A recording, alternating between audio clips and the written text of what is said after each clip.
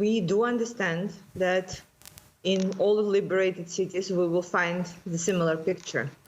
We do not have illusions that Russian soldiers in the east will be acting differently than they were acting at the outskirts of the Kiev. And honestly, we have known this for years when we were fighting Russia on our eastern borders. We knew that they are barbarians. We knew that he is a tyrant, and we were telling the world that.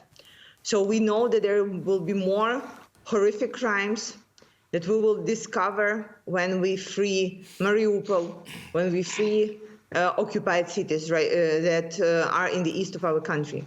We know that. We understand that. And what will remain in your mind when you think back to Monday we saw those images of Ukraine's president going to Bucha. What will remain in your mind from that day? Probably the most graphic picture is after we have seen the mass grave of 300 people. We went to talk to the people who survived, and one of them showed me the house of their relatives that burned down with all inhabitants inside. So the house was down, but the fence was still standing. And there was this sign written by hand, put into a plastic file and taped very accurately on the fence. It was saying, "We are peaceful people," hoping that Russians will reconsider and will not be killing everybody inside. And it didn't happen. But they were indeed peaceful people. What did those witnesses tell you? Did the killing take place when they came in or when they pulled out? They said it was killing during the all stages.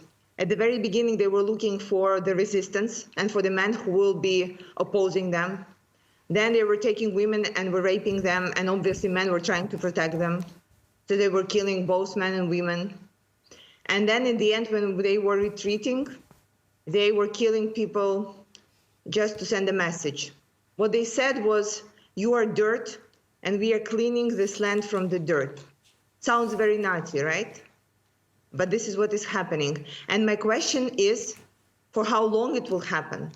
This is a question about spirit. This is a question about what we will find in those occupied cities.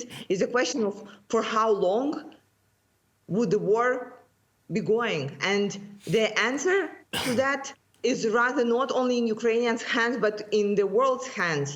And after we have seen those pictures from Bucha, after the whole world witnessed what happened there, it's up to every single world leader to reconsider what they had in mind before, to reconsider their ideas of not sending weapons to Ukraine, to reconsider the idea to buy Russian gas and oil. Because right now it's everybody's responsibility what's going on. We are showing you what they're committing on our land. And we are asking for help. And it's a shame that on day 40 of the war, we are asking for the same things that on day 1. And we are not asking for NATO troops to come here and fight for us. We are saying, give us the weaponry and we will fight for ourselves. But this does not happen too. And every single day we are saying that every dollar that is coming to Russia is being spent on Russian soldiers to kill us, to rape our women and to kill our children. So many world leaders are looking down and saying, yeah, well, there are two sides of the story. I can tell you there are none. There is no two sides of the story. You have seen the bodies. You have seen the destruction. You have seen that this cannot be happening in 21st century in the middle of Europe. It cannot.